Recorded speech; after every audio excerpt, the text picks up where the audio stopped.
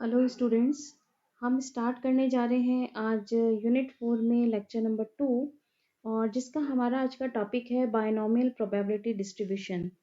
और हमारे सिलेबस में टोटल 3 टाइप्स के डिस्ट्रीब्यूशन हैं जो हमें अक्सर क्वेश्चन देखने के लिए मिल जाते हैं और हमेशा आते ही हैं। इसमें से किसी ना किसी डिस्ट्रीब्यूशन पर क्वेश्चन पूछा जाता है। तो आज जो इस वीडियो में मैं टॉपिक कवर कर रही हूँ वो है बायनॉमियल प्रोबेबिलिटी डिस्ट्रीब्यूशन और इस टॉपिक पे मेरे टोटल 2 वीडियो होंगे। तो फर्स्ट वीडियो आज मैं ले रही हूँ और सेकंड वीडियो एक और होगा जिसमें कुछ न्यूमेरिकल प्रॉब्लम और कुछ प्रूफ्स होंगे। तो देखिए क्या है यहाँ पर बायनॉमियल प्रोबेबिलिटी डिस्ट्रीब्यूशन। तो देखिए जब हमने लास्ट लेक्चर में पढ़ा था रैंडम वेरिएबल जिसके हमने 2 टाइप पढ़े थे, एक डिस्क्रीट पढ़ा था, एक कॉन्टिन्यूस रैंडम वेरिएबल पढ़ा था। इन्हीं वेरिएबल के बेस पर हमारे कुछ थ्योरेटिकल प्रोबेबिलिटी डिस्ट्रीब्यूशंस होते हैं और ये थ्योरेटिकल प्रोबेबिलिटी डिस्ट्रीब्यूशन 2 टाइप से डिवाइड है। First is discrete and second is continuous probability distribution. जहाँ पर हम डिस्क्रीट रैंडम वेरिएबल्स का यूज करते हैं वहाँ हमारा डिस्क्रीट प्रोबेबिलिटी डिस्ट्रीब्यूशन है। और इस टाइप के डिस्ट्रीब्यूशन जो हम यहाँ पढ़ेंगे, जैसे कि आप यहाँ भी देखेंगे कि एक तो बायनॉमियल प्रोबेबिलिटी डिस्ट्रीब्यूशन हो गया, नेक्स्ट हमारे पास पॉइजन आ जाएगा, ये भी आपके सिलेबस का पार्ट है। एक प्रोबेबिलिटी डिस्ट्रीब्यूशन और होता है, this is geometric probability distribution and so on, और भी होते हैं। लेकिन जो आपके इंटरेस्ट का पार्ट है, जो आपके सिलेबस का पार्ट है, वो है बायनॉमियल एंड पॉइजन। नेक्स्ट आता है कॉन्टिन्यूस रैंडम वेरिएबल। जहां हम यूज करते हैं वहां हम यूज करते हैं कॉन्टिन्यूस प्रोबेबिलिटी डिस्ट्रीब्यूशन। और इस तरह के डिस्ट्रीब्यूशन लाइक जैसे नॉर्मल डिस्ट्रीब्यूशन हो गया, और एक हम ये कह सकते हैं कि नॉर्मल के बाद जो हमारा आता है इसमें exponential, this is exponential probability distribution आता है। तो लेकिन जो आपके सिलेबस का पार्ट है वो है नॉर्मल प्रोबेबिलिटी डिस्ट्रीब्यूशन। तो अब मैं स्टार्ट करने जा रही हूँ। First is binomial probability distribution. हम इसे बर्नौली डिस्ट्रीब्यूशन भी कहते हैं या बायनॉमियल डिस्ट्रीब्यूशन भी कहते हैं। बायनॉमियल इसलिए कह रहे हैं क्योंकि यहाँ हम सिर्फ 2 ही टर्म्स का यूज करेंगे। बायनॉमियल आप सब जानते हैं, बायनॉमियल एक्सपेंशन 2 ही टर्म पर डिपेंड होता है, जैसे a plus B raise to the power n लिखते हैं। उसी टाइप के कुछ सिमिलर टर्म्स आपको इस डिस्ट्रीब्यूशन में देखने के लिए मिलेंगे। तो देखिए बायनॉमियल प्रोबेबिलिटी डिस्ट्रीब्यूशन में क्या है, यहाँ पर आपके पास n इंडिपेंडेंट ट्रायल्स हैं। आप ने जो मान लीजिए किसी एक्सपेरिमेंट में आपने n ट्रायल्स किए, ये n ट्रायल्स इंडिपेंडेंट हैं। अब यहाँ पर या तो आपका जो एक्सपेरिमेंट है वो सक्सेस हुआ या फेलियर हुआ, 2 ही कंडीशन बायनॉमियल में होंगी। या तो आपको फेलियर मिलेगा या एक्सेप्ट फेलियर मिलेगा या फिर आपको सक्सेस मिलेगी। मीनिंग या तो आपको एक्सेप्टेंस मिलेगा या रिजेक्शन मिलेगा, 2 ही कंडीशंस हैं। तो जब आप कहते हैं सक्सेस या फेलियर, तो सक्सेस की प्रोबेबिलिटी आप अपने क्वेश्चन में लेके चलेंगे, डिनोट करेंगे पी से, और क्यू से डिनोट करेंगे it's a probability of failure. और ये जो आपके ट्रायल्स हैं वो आपके इंडिपेंडेंट ट्रायल्स रहेंगे। और हम सब जानते हैं P plus Q total probability कितनी होती है, 1 होती है। अब हमने यहाँ एक capital X random variable denote किया।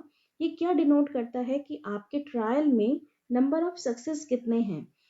तो यहाँ पर प्रोबेबिलिटी देने का तरीका, जैसे आप कहते हैं कि आपके पास टोटल 8 n ट्रायल्स हैं और आप इसमें से कह रहे हैं कि आपके पास जो सक्सेस मिली सिर्फ एक सक्सेस मिली, तो आप इसे किस तरह से डिनोट कर रहे हैं, px इक्वल्स टू 1। तो in general px equals to r, meaning r success के कॉरेस्पॉन्डिंग आपके पास probability formula in terms of binomial क्या होगा, this is NCR, meaning n is number of trial, r success, p is a probability of success raised to the power r, q is a probability of failure raised to the power n minus r, where r varies from 0 1 2 up to n, क्योंकि हमारे पास total trial कितने हैं, n है। तो p आपके पास जो denote करता है, this is probability of success, and Q denote आपके पास करता है प्रोबेबिलिटी ऑफ फेलियर। तो आप इसे कहते हैं, this is called binomial distribution.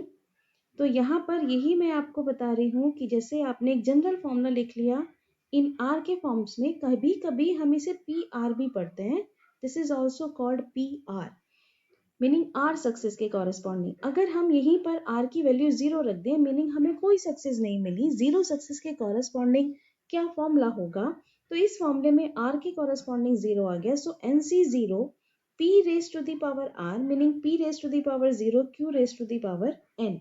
अगर हम कह रहे हैं x इक्वल्स टू 1 ले लिया मीनिंग हमारे पास 1 सक्सेस मिला, तो यही फॉर्मूला कन्वर्ट हो गया NC1 p raise to the power 1 q raise to the power n minus 1 up to so on.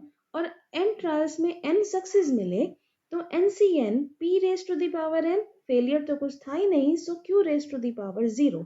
तो अगर आप इन कोफिशिएंट्स को ध्यान से देखें तो ये जो आपके पास कोफिशिएंट्स हैं, ये कोफिशिएंट बायनोमियल एक्सप्रेशन के कोफिशिएंट है, बायनोमियल एक्सपेंशन के कोफिशिएंट्स हैं, या बायनोमियल एक्सपेंशन की कुछ सक्सेसिव टर्म्स हैं। तो अगर हम इन टर्म्स को ध्यान से देख रहे हैं, these are coefficient of binomial expansion. First term NC0 q raise to the power n है, second term NC1 q raised to the power n minus 1 into p है। So this is binomial expansion किसका? q plus p raised to the power n का।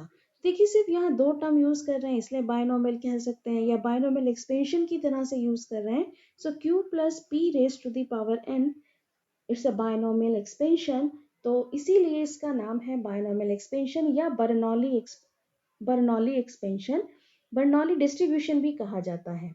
तो दोनों नाम आपको पता होने चाहिए, बायनोमियल और बर्नौली।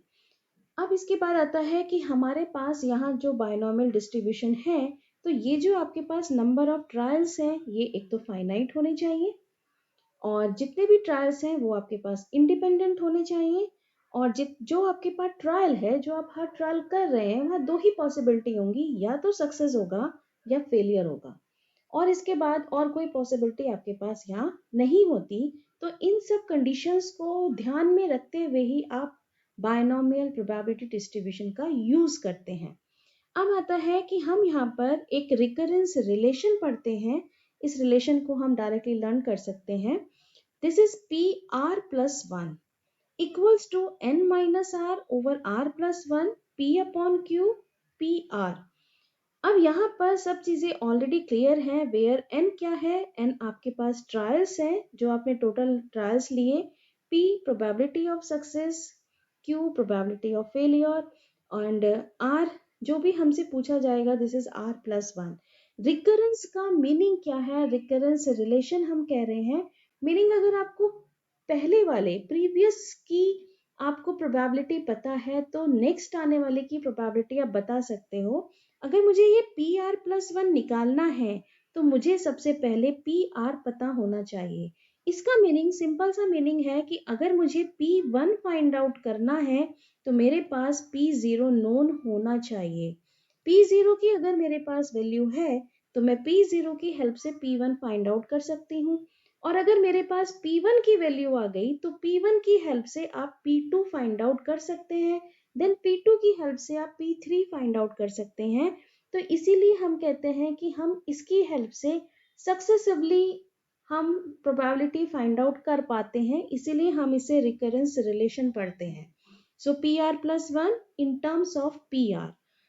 अब आता है जो इसमें इंपॉर्टेंट आता है, what is the mean and what is the variance of binomial distribution. इन दोनों का प्रूफ मैं नेक्स्ट वीडियो में लूंगी, यहाँ पर मैं सिर्फ इसके फॉर्मूले आपको बता रही हूँ कि देखिए जो आप प्रोबेबिलिटी डिस्ट्रीब्यूशन यहाँ बायनोमियल में पढ़ रहे हैं, फॉर्मूला लगा रहे हैं NCR p raise to the power r q raise to the power n minus r। तो बायनोमियल में जो मीन है आप हमेशा इसे डिनोट करते हैं म्यू से, और इस मीन की वैल्यू बायनोमियल में आती है, this is equals to NP, where n number of trials, ये आपको क्वेश्चन से मिल जाएगा, and Q is probability of P is probability of success। दोनों की मल्टीप्लाई करके ये आपको डिस्ट्रीब्यूशन का मीन दे देगा। अब इसके बाद हम लेते हैं वेरिएंस मीनिंग सिग्मा स्क्वायर, इसकी वैल्यू आपके पास बायनोमियल में आती है, दिस इज NPQ। n आपको पता है ट्रायल्स है, p प्रोबेबिलिटी ऑफ सक्सेस है, एंड q प्रोबेबिलिटी ऑफ आपके पास फेलियर है। तीनों की मल्टीप्लाई कर दें तो यहाँ से आपको वेरिएंस मिल जाएगा। और अगर क्वेश्चन में आपको बायनोमियल डिस्ट्रीब्यूशन का स्टैंडर्ड डेविएशन निकालना है तो this is root of variance meaning under root NPQ। इसका प्रूफ हम नेक्स्ट वीडियो में लेंगे। अब हम इसके बेस पर कुछ एग्जाम्पल्स देखते हैं। जो हमारे एग्जाम्पल्स दोनों वीडियो में लूँगी, दोनों इम्पॉर्टेंट हैं, दोनों वीडियो के एग्जाम्पल्स इम्पॉर्टेंट हैं और इनकी हेल्प से आप इसके बाद कोई भी क्वेश्चन इजीली कर पाएंगे। और जो जितने भी एग्जाम्पल्स हम यहाँ ले रहे हैं ये सब हमारे कभी ना कभी किसी AKTU एग्जाम में पूछे गए एग्जाम्पल्स हैं। तो फर्स्ट एग्जाम्पल मैं यहाँ पर ले रही हूँ, comment on following statement for binomial distribution. उसने पहले ही कह दिया कि बायनॉमियल डिस्ट्रीब्यूशन के रिगार्डिंग आपको इस पर कमेंट करना है। where mean is 6, meaning binomial distribution में mean की वैल्यू आपको 6 दी है and variance is 9। तो हम सब जानते हैं कि binomial distribution के अंदर आपके पास जो मीन का फॉर्मूला है बायनॉमियल डिस्ट्रीब्यूशन में अगर आप ले लें तो इसमें जब आप मीन की बात करते हैं, मीन आप लेते हैं this is equals to NP और ये इसने आपको प्रोवाइड करा दिया है 6। This is equation number 1। और सेकंड में उसने आपको वेरिएंस प्रोवाइड कराया है, तो वेरिएंस की वैल्यू दिस इज NPQ और ये आपके पास है value 9। This is equation number 2। तो इन दोनों इक्वेशन की हेल्प से हमें जो इन्फॉर्मेशन मिल सकती है वो इन्फॉर्मेशन फाइंड आउट करते हैं। तो देखिए NP की वैल्यू 6 है बाय फर्स्ट इक्वेशन, तो यहाँ आपने पुट किया 6 इंटू Q इक्वल्स टू 9। यहाँ से आपको वैल्यू मिल जाती है this is Q 9/6। 9/6 meaning 3/2 and 3/2 is 1.5 और Q मेरे पास डिनोट करता है this is probability of failure. आप सब जानते हैं कभी भी प्रोबेबिलिटी की वैल्यू 1.5 ग्रेटर देन 1 नहीं होती, हमेशा प्रोबेबिलिटी आपको लेस देन इक्वल्स टू 1 ही मिलेगी। तो 1.5 पॉसिबल ही नहीं है, 1.5 ये ग्रेटर देन 1 है तो ये हमारे पास पॉसिबल नहीं है, this is not possible.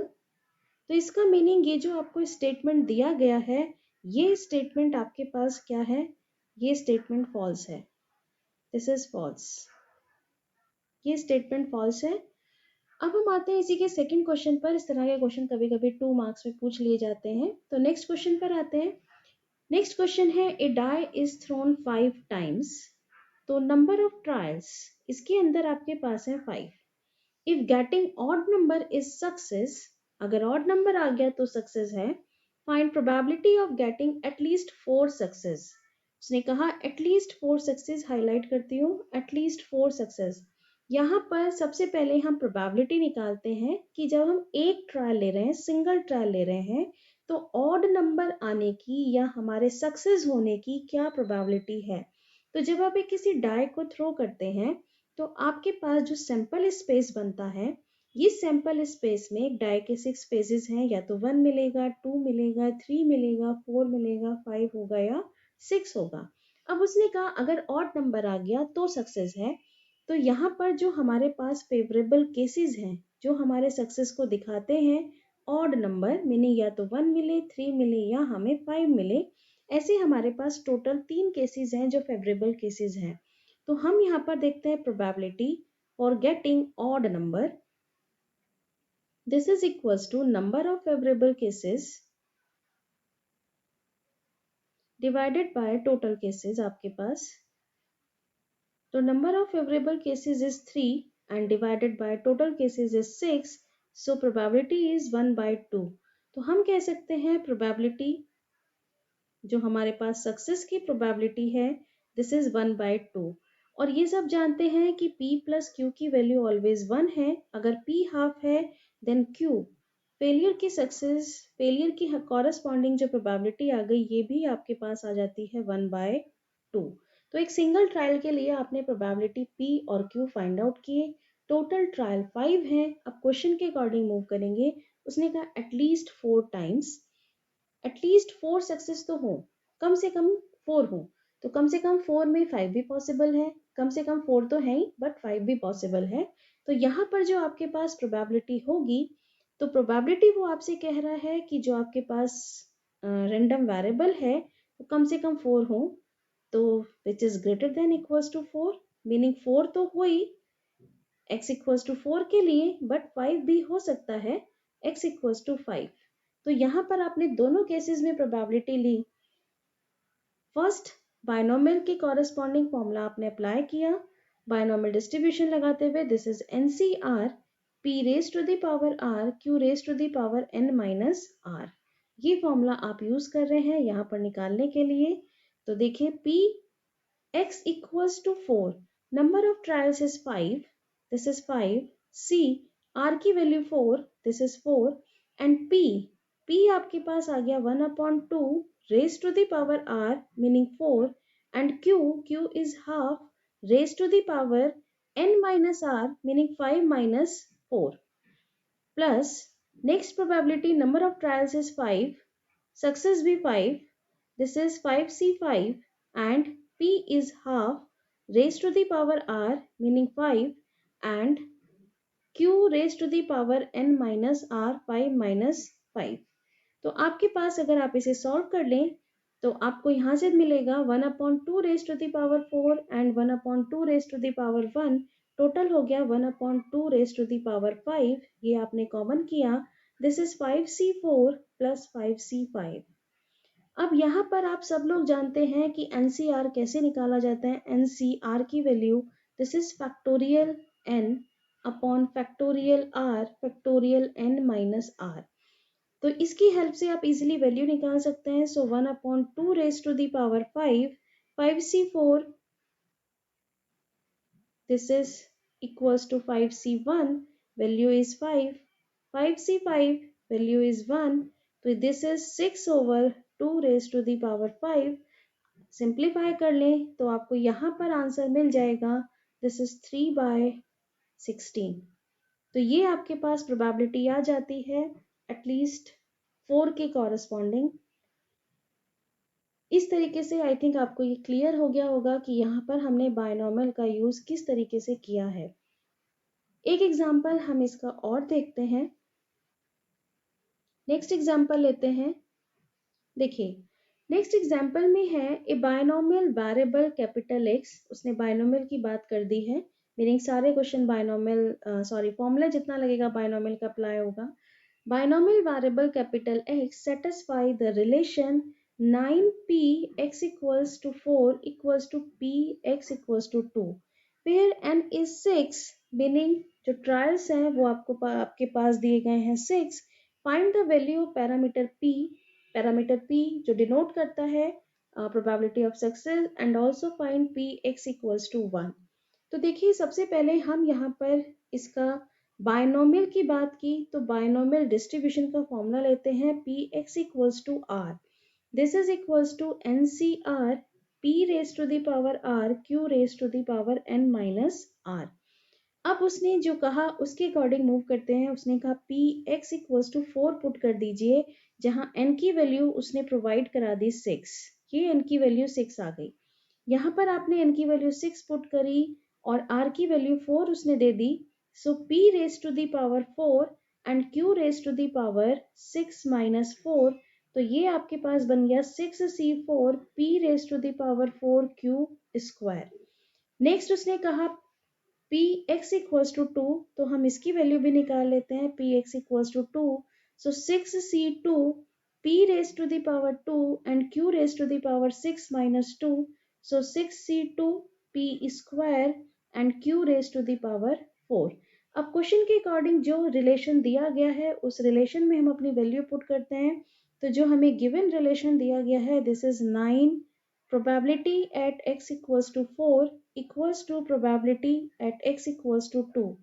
So this is equals to 9, probability at x equals to 4 is 6C4 P raised to the power 4 into Q square equals to 6C2 P square Q raised to the power 4।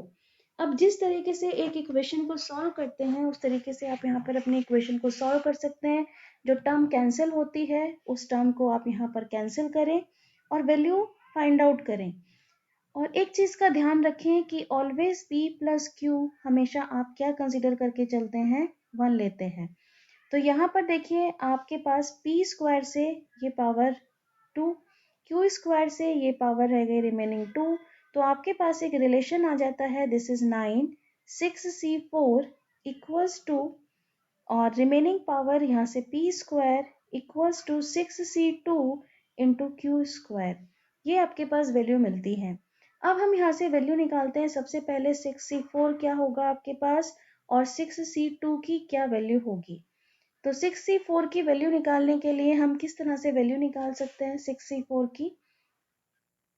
देखिए 6C4 को आप लिख सकते हैं 6C2। तो value आपके पास आ गई 6 × 5 डिवाइडेड बाय फैक्टोरियल 2 मीनिंग 2। ये आपके पास आ जाता है दिस इज इक्वल्स टू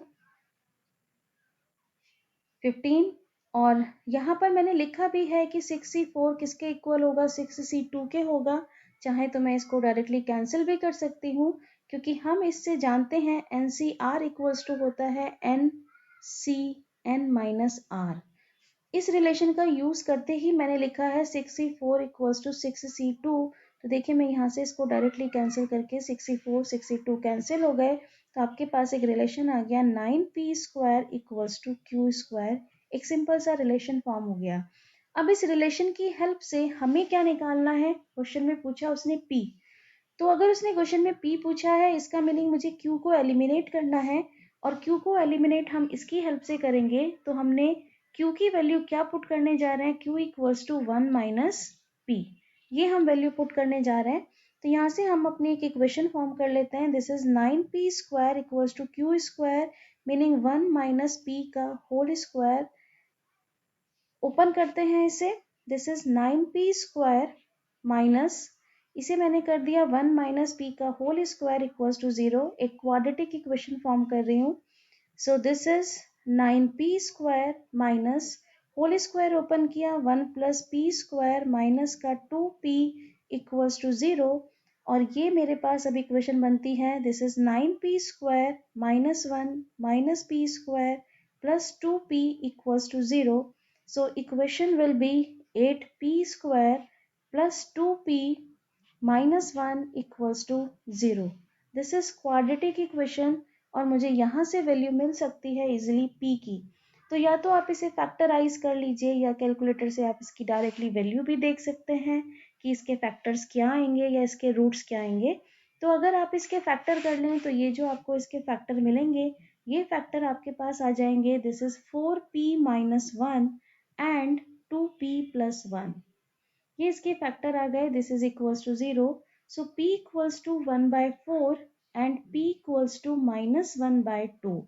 अब हम जानते हैं P पैरामीटर तो है बट P डिनोट किसको करता है। P डिनोट करता है प्रोबेबिलिटी को और प्रोबेबिलिटी कभी भी नेगेटिव नहीं होगी। तो ये ऑप्शन तो आपके पास कैंसिल हो गया। सो क्वेश्चन के अकॉर्डिंग जो रिक्वायर्ड आंसर है वो आपके पास आ गया 1/4। तो क्वेश्चन के according probability of success is 1/4। तो क्वेश्चन में देखिए हमने P वैल्यू फाइंड आउट कर ली। अब वो कहता है इस क्वेश्चन में निकालिए P x इक्वल्स टू 1 पर मीनिंग प्रोबेबिलिटी पूछ ली है।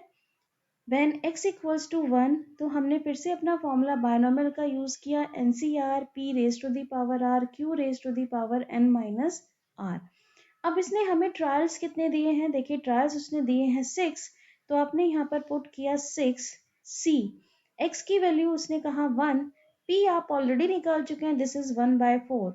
अगर P 1/4 है तो इसकी हेल्प से आपने Q निकाल लिया। This is 1 - P meaning 1 - 1/4 this is 3/4 और ये वैल्यू पुट कर दी। This is 3/4 raise to the power 5। ये आपके पास वैल्यू आ गई। अब 6C1 is 6 into 1/4 3 raise to the power 5 over 4 raise to the power 5। Simplify कर सकते हैं आपको आंसर मिल जाएगा बहुत इजीली 0.3559। ये प्रोबेबिलिटी आ जाती है corresponding to 1। So this is required answer. तो आई थिंक ये समझ गए होंगे आप कि बायनोमियल से आप किस तरीके से इजीली प्रोबेबिलिटी फाइंड आउट कर सकते हैं और क्वेश्चन देखकर समझ में आ जाता है कि ये क्वेश्चन बायनोमियल डिस्ट्रीब्यूशन पर बेस्ड है। अब इसके और जितने टाइप के क्वेश्चंस हैं वो मैं नेक्स्ट वीडियो में कवर करूंगी। और आपकी प्रैक्टिस के लिए क्वेश्चन ये रहा। इस क्वेश्चन को जरूर ट्राई करिएगा। If probability of hitting target is 10%, probability already दे दी है 10% and 10 shots are fired independently. 10 shots are fired number of trials दिए हैं। What is the probability that the target hits at least once. At least once के लिए पूछा है तो क्वेश्चन को उसी के अकॉर्डिंग अटेम्प्ट करेंगे और आंसर आपका ये आना चाहिए। आई थिंक इतना पार्ट आपको क्लियर हो गया होगा। तो नेक्स्ट वीडियो में हम कुछ प्रूफ्स लेंगे और आगे के कुछ और एग्जाम्पल्स लेंगे बायनॉमियल के। Thank you very much.